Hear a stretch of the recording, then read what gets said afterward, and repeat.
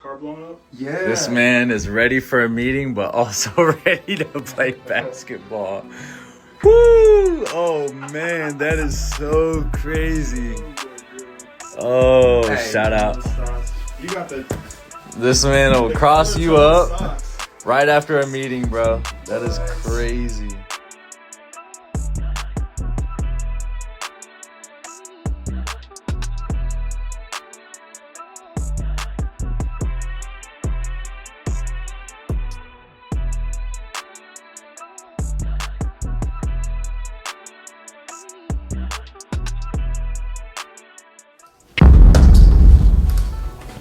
Thanks for tapping in. Welcome to The Authentic Podcast with your guy here, Dylan Elias, founder of Swish Lab. This is all produced and shot by At Where Grinding Never Stops. So thank you for that, my man E. We got a very, very special guest here today, everybody. Ladies and gentlemen, a living legend, Mr. PG himself, Paul Garnica. I know a lot of you know who that is, and some may not know who that is. But if you don't know who it is, you need to do some research and probably catch some film study. So here's Paul Garnica. Real quick introduction. Paul, appreciate having you, man. Appreciate it. Man, guys, this is a longtime friend of mine, man. We went to college together, hooped together. And I've seen him probably before you've seen me, bro. Like, just because your name was ringing around the whole entire 2-0 Countdown City, right? But for the viewers out there, that may not know you, bro, I want to just get like a little intro of you, man. Like, just tell the camera, tell the folks out there, you know, who is Paul Garnica? You know, just a real quick, high level overview about yourself, brother. You want the now or you want the young version? I want the kind of young version. I want to know a little bit about Young Paul. Okay, so yeah, young Paul was a baseball player growing up that just fell into basketball. Like you said, we played against each other in CYO. The reason why I was playing was because that was my baseball team. Gotcha. That makes sense. That was my baseball team. And then, living in Texas, once it got too hot to be outside, it was time to, decide to change sports. And for sure. Ended up going towards basketball. Man. And pretty much that was it, man. I mean, I was always around good people. I mean, like yourself, good coaches. That pretty much molded me into what I am today. Yeah. Or was as a player. Yeah, absolutely. Bro, I real quick story, guys. One of the first times I saw Paul, he was with his CYO team that he just mentioned. And I was with this team called the San Antonio Mustangs. And we had a game after him. And I remember I saw this man. Well, he was a kid at the time. We were all kids. But one of his teammates got ripped, stole the cookies from, was going the other way. And Paul was like LeBron on this scene, right? Like, just picture LeBron, how he tracks somebody down on the defensive side. And keep in mind, I think the Mustangs, like myself, we were in 6th grade. I think Paul was in 7th at the time. And when you're that age and you see somebody slapping backboard or grabbing rim, you already know the athleticism as at a whole nother level, especially a Hispanic kid, right? And so I see Paul slap this kid's ball off the backboard, grab it, come down and pull up 3. And that's when I was like, who is this guy? I got to know who the hell is Paul Garnica, right? But that was one of my first glimpses of you, man, that will never leave my mind, man. I knew you were special when I first saw that. And so I kind of want to talk about, just about your early game, man, like how you developed yourself, right? We're going to get into the college and everything like that, and I'll share some more stories there. But I want to know, especially for the younger viewers, like, how did Paul Garnica become Paul Garnica? By the way, we got to fact check this, and we'll do that here shortly. But Paul, if he's still not leading it, I mean, he's still, if not number 2, but I'm pretty sure you might be leading still the all-time scoring record of San Antonio. That just doesn't come overnight, right? So let's talk about that, man. Like, how did you develop yourself going from transitioning from baseball to basketball? Did you have trainers growing up? Or were you just like locked in the gym, bro, by yourself? What did that look like? Middle school days. Once I did transition to basketball, it was more just going to parks, playing pickup, just staying around the game, watching basketball. Not too much training. It was just more raw than anything. Wow. But like, I had an 8th grade tournament that I went in as the 8th seed, and Middle school team, we were athletes. They were more baseball, football players, but we ended up winning the whole tournament, and that's when I guess I caught the eyes of Lee High School's coaches at the time, which was Tommy Hines and Jeff Ogden. Shouts out coaches. Yeah, those are the main guys that helped me. So yeah, once I got linked up with Jeff Ogden, they already had a plan set in mind. They had an overview of the way my next 4 years was going to look like, and honestly, they were spot on. I mean, they told me everything from starting as a freshman to the way my senior year would be, and that's pretty much what led me to go to Lee. And then, once I got to Lee, it was just in the gym, grinding every day. Jeff Ogden was a big part. We would, the night before, 5 a.m., I'd be up at 4:30. He'd pick me up. We'd go to whatever gym we could get into right before school, get that work in. Lunchtime, instead of going to be with friends in the gym shooting. Any chance I could possibly get, I was in the gym. If I wasn't in the gym, I was at Olympia Park. Which is a little park in the area that I grew up in. Shouts out to Olympia Park, man. That's where I got my first dunk at, man. Hey, let's go. But ever since then, that's pretty much what it was. Jeff Ogden was the main guy that, one summer I stayed with them a whole summer, and we just every day 3 days. Man. 3 days, and so you were living like the college life in a sense before like all of this. See, no one knows that, bro. Like I didn't know that. I mean, every day I can't remember a day I wasn't doing at least 2 a days with practice. Even after practice, we would still get in late. I was addicted. I mean, honestly, growing up as a Hispanic kid, you see all these top name players. I wanted to be that. For sure. I wanted to be that. I wanted to be better than that.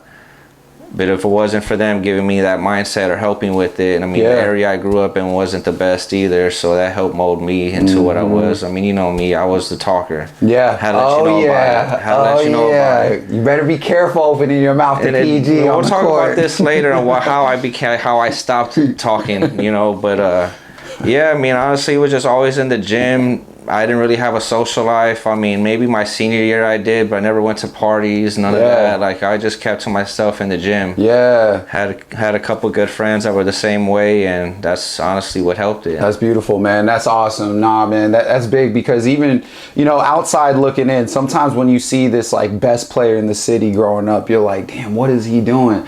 Oh, this guy probably has, like, the best social life. This guy has all this, all these attractions coming to him, but no one knows what happens behind closed doors. No one knows, and we'll get to the college later on, but some nights I might have been out and Paul's out there in the gym kind of thing, right? And no one knows those little meticulous things that add up to the game of self-development. So that's huge, man, that you took it kind of your own initiative too, to like, I don't just want to be good, I want to be great, right? But we're gonna take a real quick pause here, and we're gonna come right back. Again, thanks for tapping in at The Authentic Podcast. PG in the building, everybody. Wait for some more here. We'll be right back with a couple more announcements. Peace.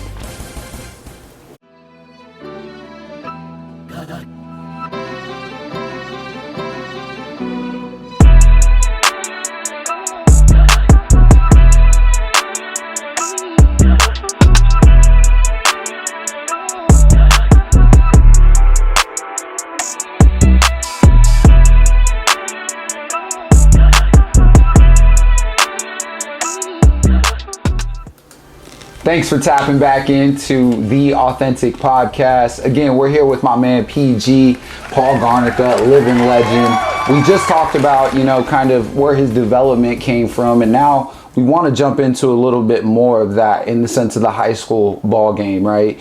And so with that being said, P, we did do a fact check on during the break here, right? And so by all means, Paul is now second. There was a guy named LaShawn Brown of TMI who now holds the scoring record at 3,052 points. Paul is 40 points behind at this point. But still, this is over a course of, how many years? Like a decade? 4. Yeah, about 4 years, half a decade. We'll say 3. Freshman year was rough. Yeah. But nah, seriously, this is still very impressive, man. When did you graduate? 2010? Yeah, 2010. 2010, right? We're in 2025 now, and those points are still up there. So that's huge, right? So let's dive into this, man. So after you got acquainted with the coaches there at Lee, let's talk about this trajectory, man. Like, what were you averaging, right, in high school, and the game plans? Because when I would see y'all play, man, it was PG show, man. Y'all had to be there to see this, but you directed everything, man. You were the commander in chief on the court. It seemed like at times you were the coach too. Hey, sub XYZ out, whatever it is, right? But let's talk about that. Tell us a little bit more about your high school career, man. Well, the start of the high school career, freshman year, was the hardest district in Texas history, I felt like. 'Cause you had Madison, 71 players. Reagan, they had a few people. MacArthur, all these teams in my district were tough. And this is Judson. So Wagner was in Wagner there too? hadn't came into it yet. My freshman. Well, actually, yeah, they may have, but I think they were the JV at that time. They were brand new. Yeah. And just players, man, in that whole district. So freshman year was pretty rough. Probably averaged like 12 points, honestly. Had a couple good games of a 30 balls, but other than that, it was just a learning process, just learning how the speed goes and all that. And guys, this is freshman on varsity. This ain't freshman team, JV. Yeah, this is varsity. Like, literally against the best, I would say the hardest district, I'd agree, yep. And sophomore year, I mean, like I said, that's when I started putting the real work in. Sophomore year, I did jump up to about 18, 19 points a game. Still a tough district. I mean, mind you, I went to a school, we weren't used to winning. So people played us off, but, we still gave some fits. Yeah. Sophomore year is when I really grind. I mean, 3 times a day. Jumped up to 30 points a game. No, it was like 28, 29. And then senior year, I ended at 30. I think it was exactly 30 points a game. Yeah, man. I remember we caught a game after you guys at Paul Taylor. You had dropped like a 50-piece McNugget, man. Yeah, I remember I saw you before the game. Yeah. Had to dap my guy up. And my guy was talking mess while in the game. Like, hey, watch this. I'm about to pull this from half court. Like y'all seen probably LaMelo Ball do the point. This guy was doing all that before all that, right? And y'all see Steph now, right, with free range motion of shots. This guy was doing all that before that, right? No offense to those hoopers, but like we were catching it firsthand here in the city. And yeah, man, that trajectory is like very impressive, bro. That shows the work that you did year in and year out. And a lot of it is, we're not going to give the secret sauce of PG behind, maybe if you come out to sessions where we have Paul Garnica out there, right, you can come check out some of that secret sauce. But a lot happens behind closed doors, right? And so, P, that's huge, man. And again, really quickly for context, Madison that he just mentioned, that team, wouldn't you agree, was like 6'4" and above. They had Cameron, Charlie, Travis Smith, that kid that went to Notre Dame, John Landry. Yeah, man, 6'4" and above. Yeah, all of starting these guys, point guard was 6'4". All of these guys, man. That's Travis Smith had bunnies. Yeah, man. Oh yeah, the lefty. Yeah, man. Shouts out to JC as well. We saw train there. But nah, man, that's big. So when it comes to the high school, right, and you were going into let's pause in this senior year category, right? What were the offers looking like? What was your first offer, first and foremost? What year was that? Was that sophomore year, junior year? No, I believe my first offer was right after my junior year, Weber State. And then I think Utah State.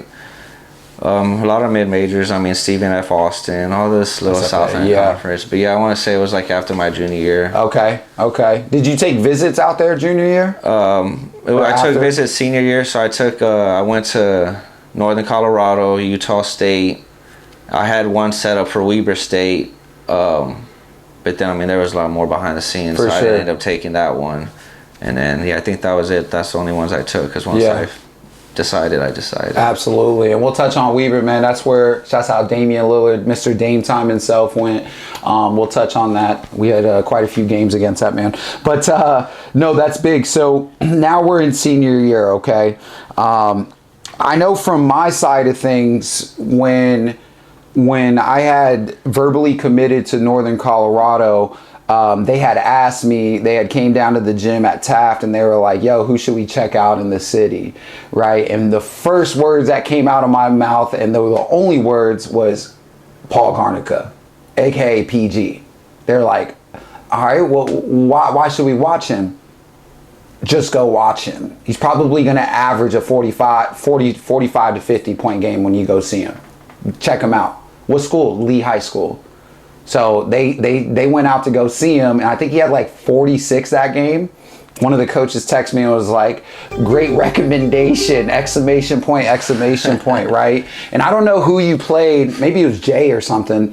But I remember them saying that, bro, and you were all over the news, man, like everything. Because at that point, you had beat the scoring record and everything like that. And so I kind of want to talk about when you made that decision. What made you choose UNCO, bro? Like, what was the all-time deciding factor for you? It was one person. His name was Elliot Lloyd. I went on a visit. Shouts out. He was the guy that was, he was my handler, I guess you could say. Yeah.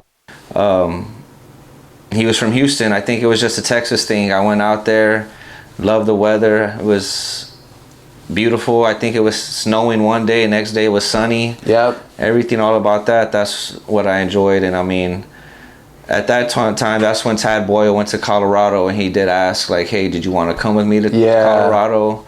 And so, yeah, for a little second, I was in between them and Northern Colorado, but ultimately it was just, it felt like playing at home. Yeah. That's what it felt like. Yeah, absolutely. Like I was moving away, but still going to be at home at the same time. Absolutely. That's big time, man. And, you know, I really believe San Antonio doesn't get a lot of the credit, even to this day, man, on like recruitment. I feel like, especially within Texas, you got Houston, you got Dallas, maybe a few out of Austin, but San Antonio is still very underserved. And during that time, folks, y'all may know the name of Andre Roberson. That was like a package deal with you and Andre Roberson to see you, essentially, because when Tad Boyle said, hey, because I got the call too, and I'm a year behind PG and Andre, I was hurt, man. I was like, oh, man, because this was the guy who first saw, at least on my side, saw myself, and I just loved everything about him. No offense to any other coaches, but that was a big transition there, right? And CU's doing great work now, but no, this is great, PG. We're gonna dive right back in. We're gonna take a real quick intermission. Again, thank you for tapping in. We got my man PG,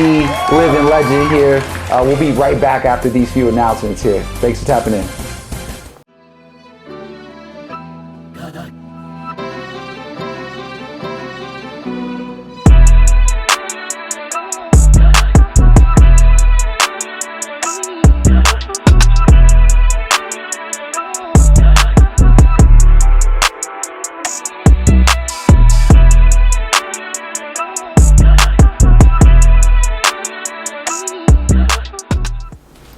Thanks for tapping back in at The Authentic Podcast. Again, we're with my man PG, Paul Garnica. Now, Paul, we talked about this kind of like the high school going into college. One thing we kind of stepped over, though, right now was the AAU circuit, bro. Right? And I want to talk about that, man, because we both played actually for the same organization as well. Shouts out to Coach Max Ivany with Texas Ambassadors, one of the biggest staples in Texas.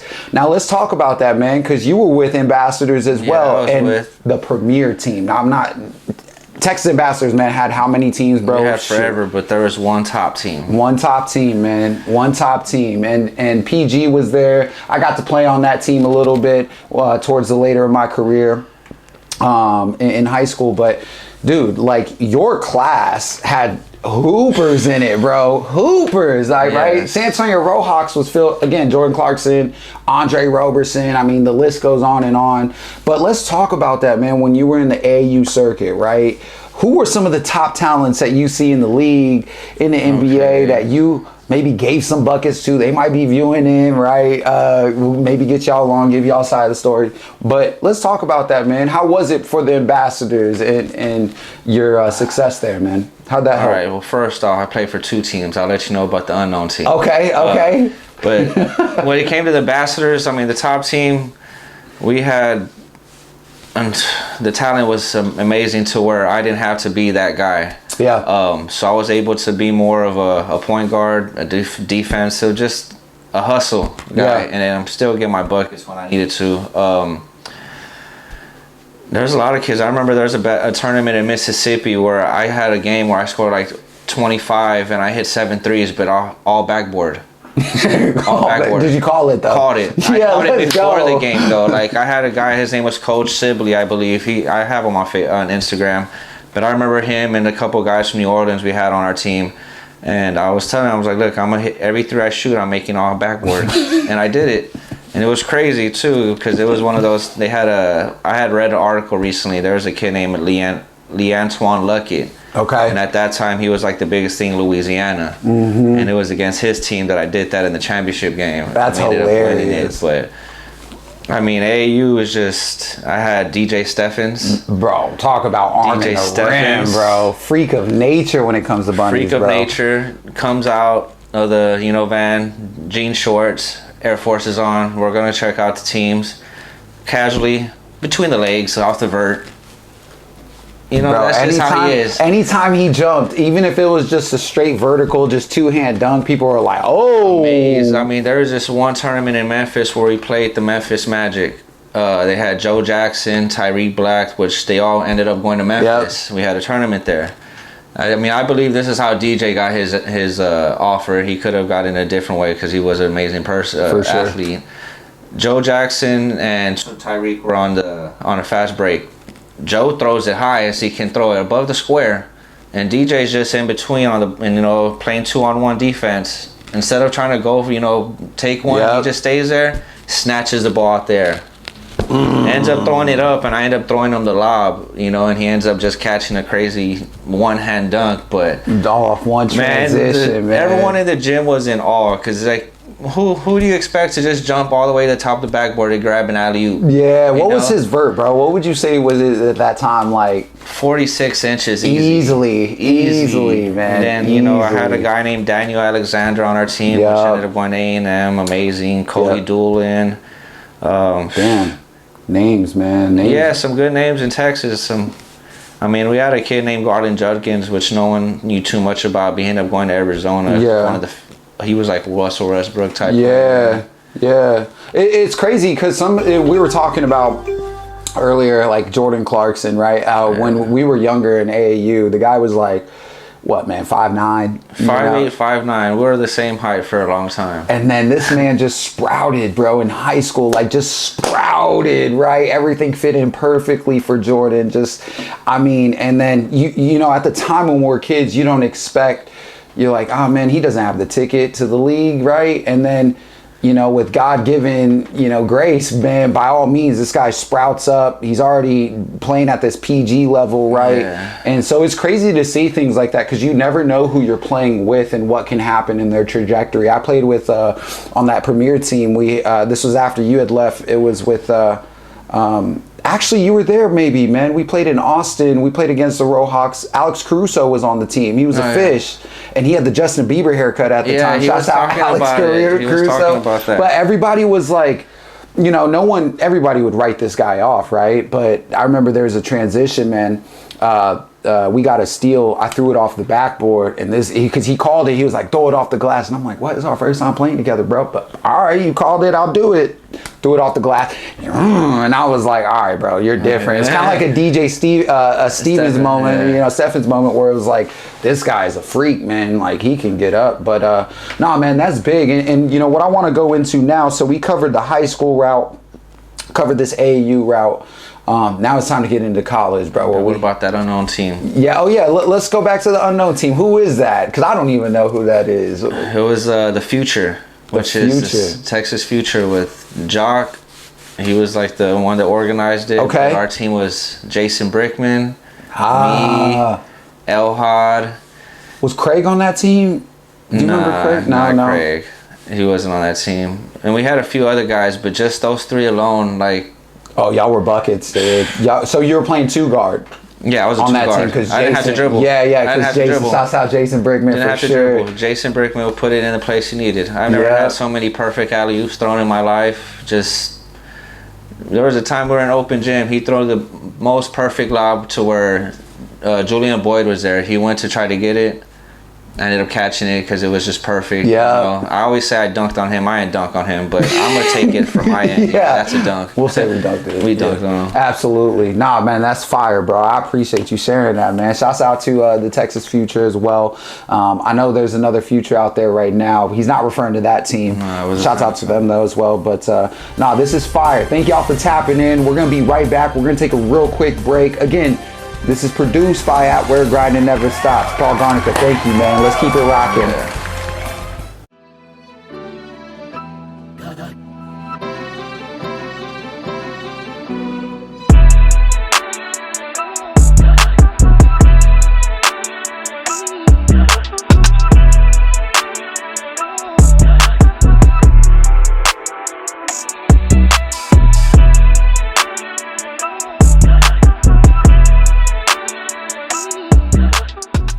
Welcome back in. Thanks for tapping in. The Authentic Podcast. We're going to continue this and keep it rolling here with my man PG, Paul Garnica. Now, Paul, let's tap into the college life, man. You know, college side of things. So, you got the commitment. You signed the letter. Yeah. Now you're going to Northern Colorado, right? What was your first year like, man? Being an incoming freshman. Right. Tell us a little bit about that, man. Because this college game, man, is completely different from high school. They always talk about it like you got to get to the speed. You know, the practices are different. Even though PG was doing 3-a-days, they were much different once you get to the college level, right? Yeah, so talk to us a little about the college life, man.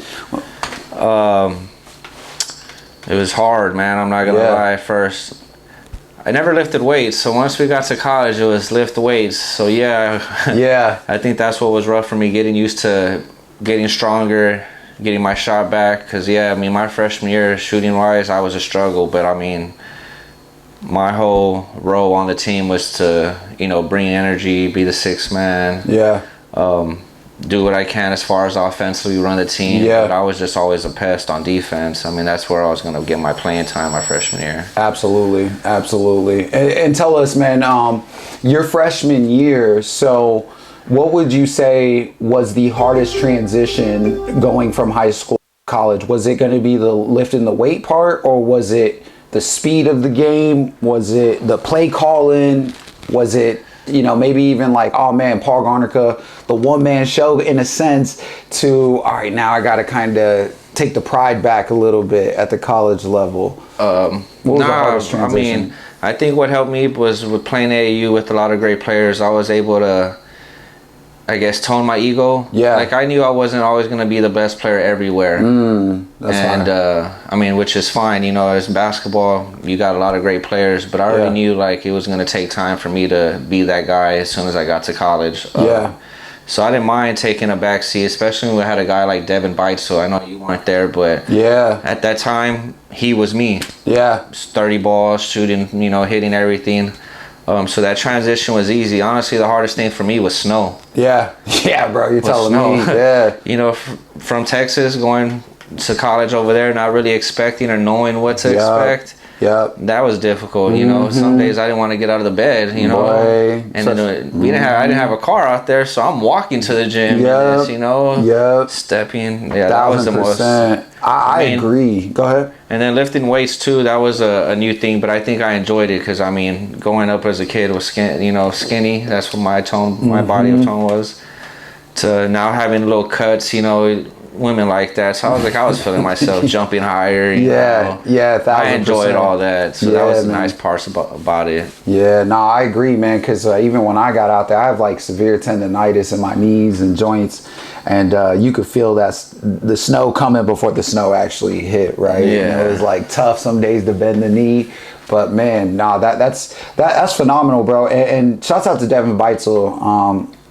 He helped lead the team to, I don't know if it was the first NCAA tournament. Yeah, because we only had been D1 for like 6 years at that time. Yeah. First. No, that's fire. So let's talk about some of those days, right? What did a college day look like for Paul Garnica at Northern Colorado, right? Tell us, like, just give us like one day what that looked like so the viewers can understand.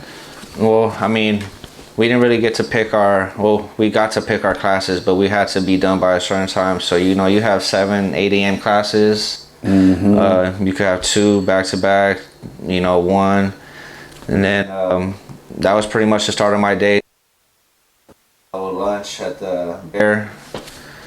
And then go to the gym. I mean, I think our practices were normally around noon. 11. Yeah. So, get to the gym, get ready, to get some extra shots up, and then just go through a grinding 2-hour practice. Sometimes 3. Remember that time, bro, we played CU. We scrimmaged them in the early season. So we scrimmaged CU. Coach wasn't happy with our performance. So we're thinking after this scrimmage, we can just go back home and have the rest of the day, the rest of the weekend. Psych. Nah. Psych. Let's do a 3-hour practice because it wasn't to his liking there. And I'll never forget, man, Hell Week with E-Man, bro, and people passing out, man. Hell Week is no joke. So you got to take it seriously, right? It's a business at that level, right? It's a business at that level. It was definitely different coming from high school. I mean, it took a whole year to process everything, but... yeah, it's different. For sure. And even like, I'll never forget, man, when we played Weber State, man, and we walked in there, and that was when I first saw like this true Mamba mentality by Damian Lillard. Because I don't know if he did it on purpose, bro. Okay, so there's a whole backstory to it. I need 8 minutes for just that. Okay. You know what? With that being said, let's take a real quick break, and we're going to come right back into that. Paul, I appreciate that. You are right. We are going to need a whole nother segment. Stay tuned. Thanks for tapping in.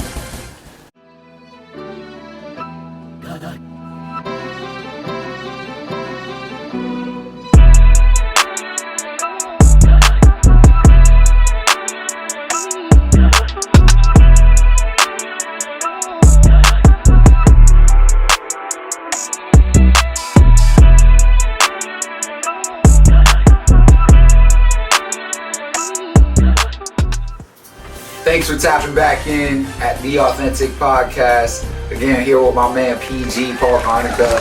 Paul, let's go into Weber State story, man. I wasn't there yet in the college. This is his freshman year, but let's talk about this, man. Go ahead. You have the floor, brother. So, I know I mentioned this earlier where I wanted to go to Weber State. Main reason why was because of this dude, Damian Lillard. I heard about him when they were recruiting. Who's that guy? Yeah, who is he? But yeah, my freshman year, like, he was hurt. I think he broke his foot, so he was out for the season. Yeah. And he was on the bench. And yeah, we had a game at Weber State. I came in off the bench hot. I think I had like a couple layups, couple steals.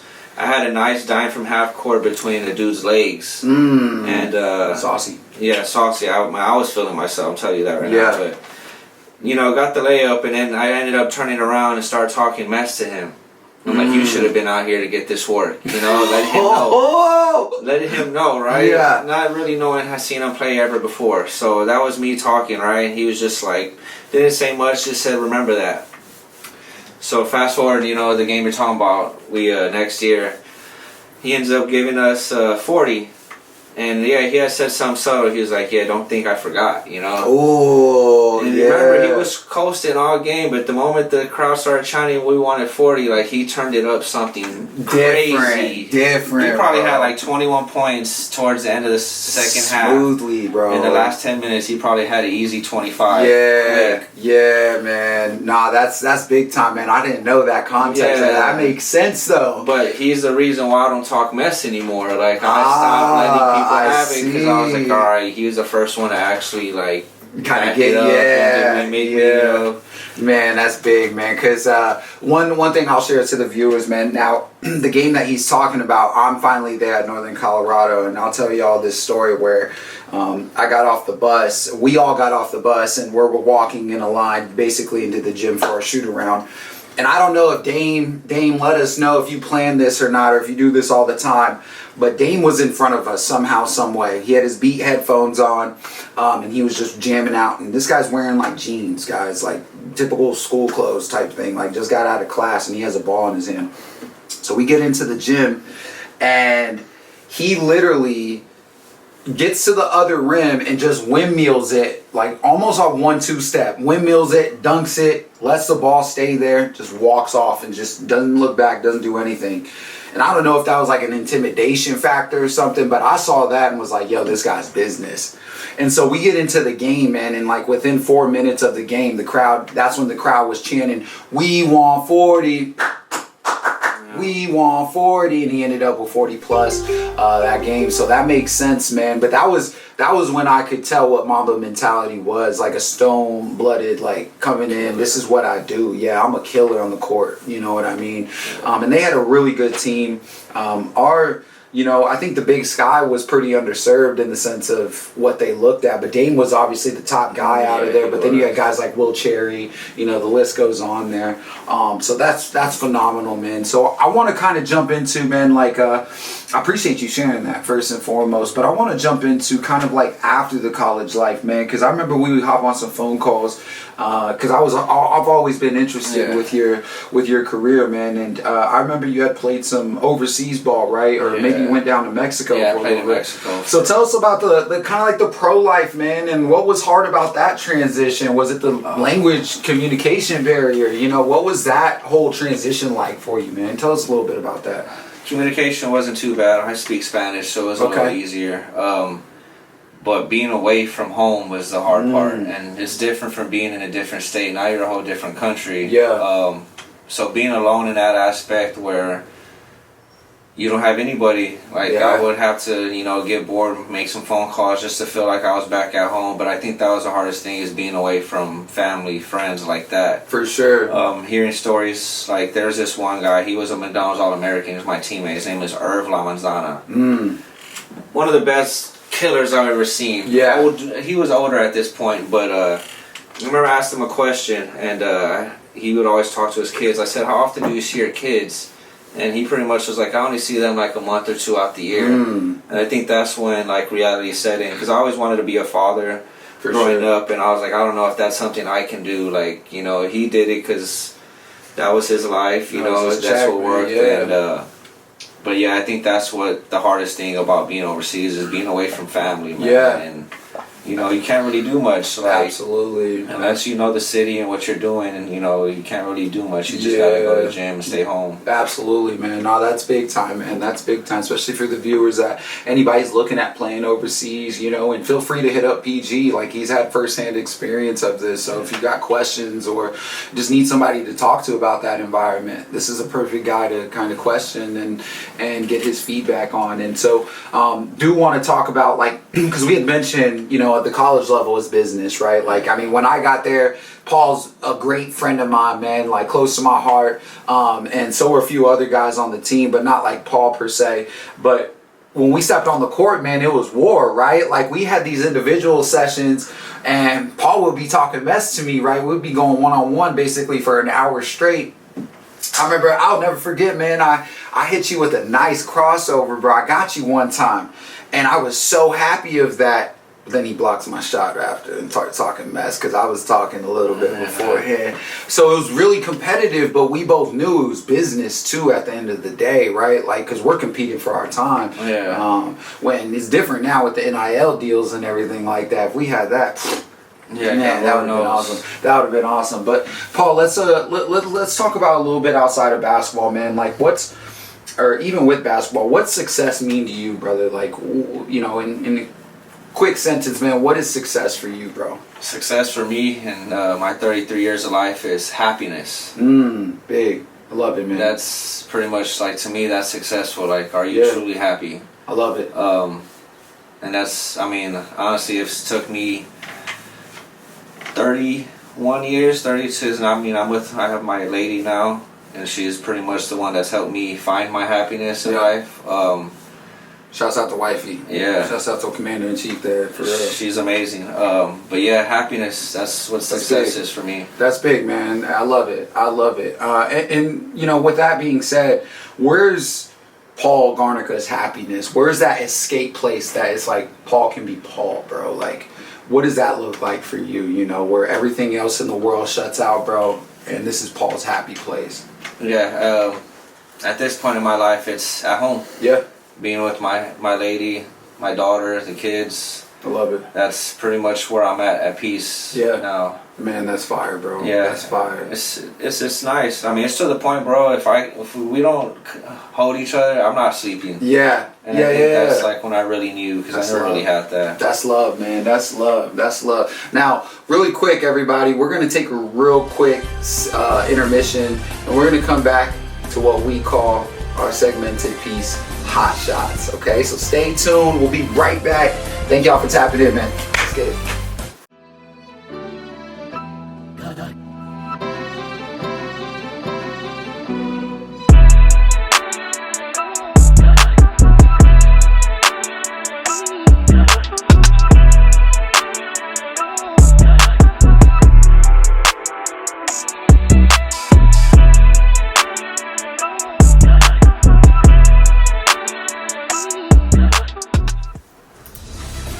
Thank y'all for tapping in again. Now we're leaning into our awesome segment here called Hot Shots, where we put PG in the hot shot seat, and we're gonna have some fun, man. Do you mind if we do this segment real quick? Is that cool? Yeah. All right, man. We're gonna put you on the spot here. It might cause some controversy, right? We're asking some very relevant questions, but let's start off with the NBA, man. First and foremost, who is your GOAT? Greatest of all time.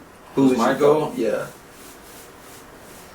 I mean, honestly, it's just my favorite person ever. Tracy McGrady. That's my goal. Oh, that's a good one. Yeah. I mean, I know he didn't last. I mean, his longevity wasn't there, but I mean, for those years, that was my goal. Yeah, man. But I mean, if we're still going about that LeBron, Michael Jordan, I'm gonna have to say LeBron. Okay, Yeah, gotcha. Okay, I love it. Now, when you said Tracy McGrady, man, that makes so much sense, bro. Because when I look at your play style, the way you got buckets was like Tracy, bro. You know what I mean? Yeah. Just cold-blooded killer, just natural scorer, man. Defensive, and we didn't even touch on how defensive this guy was, man. Like natural instinct of defense.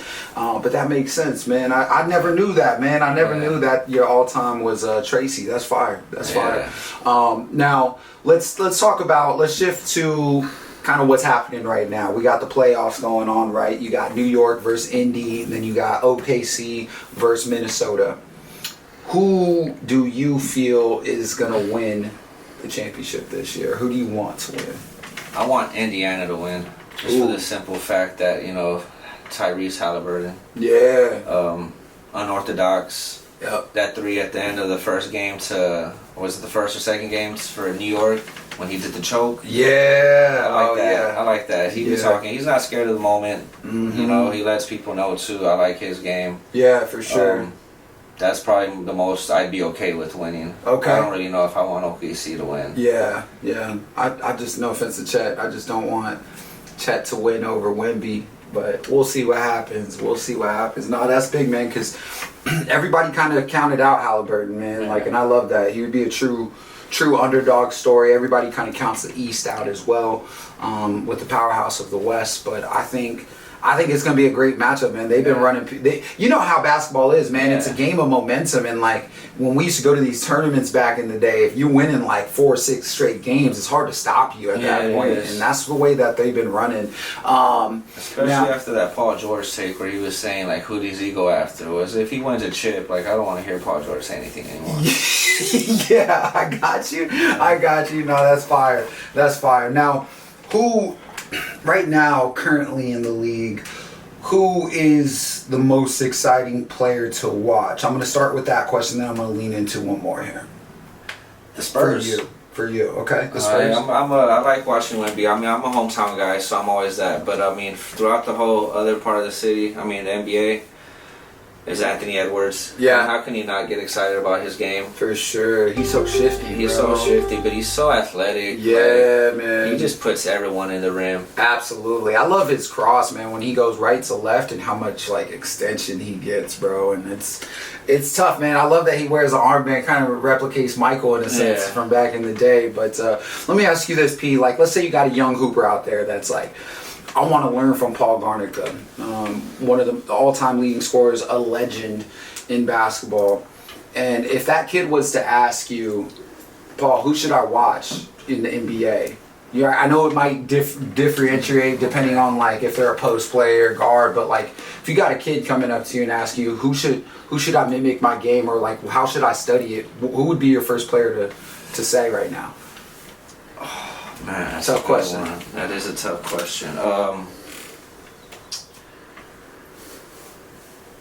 gonna go. I'm gonna go Jason Tatum. Jason Tatum. Okay. Jason Tatum. He has all the strengths in this game that you need. Yeah. Simple. Doesn't overdo it. For sure. I mean, I guess that is of a big kid. I mean, I love Kyrie though too. Yeah, Kyrie's phenomenal. That's a one of a kind right there, man. One of a kind, a magician. Yeah, especially if you're getting the handles. I mean, if you're working on your handles, definitely watch the best of the best on the handles. Yes. But I agree with Jason Tatum as well, man. He has kind of all the bags in one. I like that you said it's simple too. It's not like crazy. Kyrie might be doing some things unorthodox or like, crazy reverses and stuff. So no, that's big, man. Yeah, I don't want these kids looking at Steph Curry thinking they can imitate him. Yeah. I don't know. That's Steph Curry. That's tough. Yeah, right? Exactly. There's a difference on that. Exactly. Who's the, let's lead into that. Who's outside of Steph, who's the best shooter and outside of Paul Garnica that you've ever played with? I think I might know the answer. Maybe. Oh. What do you think? I'm gonna go Tate? I think I mean when I think of a pure shooter in that form, bro, I just see Tate. All right, I'm gonna give you another hot take. Kendrick Robinson. Oh, Kendrick, man, I forgot about Kendrick Robinson, man. Yeah. Shouts out Southwest, yeah, Keep bro. it in the city. Yeah, man, Kendrick was nice, man. He had talk about lift on the shot too, man. Oh my I remember, God. before I ended up playing with the top team, we had a San Antonio ambassadors, and it was me, him, Julian Stallsworth, Kendrick, Brandon Thompson. We had a team. We had no bigs, but we had a team. But single-handedly, Kendrick won us like one game. He hit this game-winning shot. He hit the shots to go into like triple overtime. Every overtime he hit it. But he has the meanest pull-up I don't ever see. Yeah, man, you can't contest it. You can't contest it. Nah, you couldn't. You know what? Now on a hot take, I want to ask you something. Because when we were little, we used to shoot the ball. I know I did. I used to do the push like Steph, right? But your shot, and mine now as well, is above here, right? Yeah. I love Larry Bird, so I wanted to get my shot up here so no bigs can contest. But did you go through that transition ever? Or like when did that happen? Or did you always shoot from the top? No, I never shot from the top. I think I shot more like Reggie Miller, kind of with the two-arm cross. Yeah. It wasn't until like I had a middle school and 8th grade tournament where I was just messing around, fooling around. Yeah. And I found it. Yeah. Like that's as easy as I can say. I shot it for sure all net from deep too, and I was just like, ooh, I like this. Yeah. And like I just started imitating it, and then after that, like once I found it, that was it. That was became it. That's fire. That's fire. I used to shoot like this. Yeah, the push. Yeah, the push wasn't strong enough. For sure. Like this shot, my legs were there.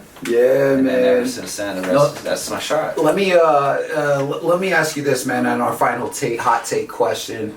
For any kid or young athlete out there that's looking to get to that next level, to at least the college level, what's something you would like to tell them out there that, maybe something to focus on or a tidbit on how to get there? I mean, if you don't have a work ethic, it's going to be hard to get there. Mm-hmm. I mean, a lot of people do have talent, but if you're not working consistently, you're going to, someone's going to come get you. Absolutely. So I would say just keep working out. And, I mean, defense. Yeah. Something I didn't really work on as I was younger. I think I just had natural instincts, but just making sure you can defend anybody, guard your yard. Yeah. You could defend, and especially now, I mean, if you could defend and shoot, you can make it anywhere. Yeah, 1000%. That's big, man. That's big. And y'all heard it here first, man, at The Authentic Podcast, man. Thank y'all for tapping in. PG, thank you for being here, man. This is huge, man. Seriously. I know that this is going to... Yeah, man. We're going to have many more sessions with Paul Garnica, guys. And real quick, man, if a younger athlete out there wants to ask some questions to you, or maybe they want to get a session with you on the court, where can they contact you, man? Where's the best place to contact you? Facebook. Facebook? Okay. Yeah, I wouldn't do Instagram just because my name's not really my there. name. Yeah. It's an old school name, but cool. I would say Facebook. Yeah, and you can always reach out through me as well. Again, Paul and I are very good friends, so I got his number on speed dial. But feel free to link up with myself or hit Paul up directly. If you want to get in the gym with both of us, man, hit me up, for real. Paul's more than happy to be there, man. We'll make sure we find it in our schedule. But everybody, thank y'all for tapping in. Again, this is The Authentic Podcast, produced by Out Where Grinding Never Stops. Let's keep it rolling, man. Till next time. Peace.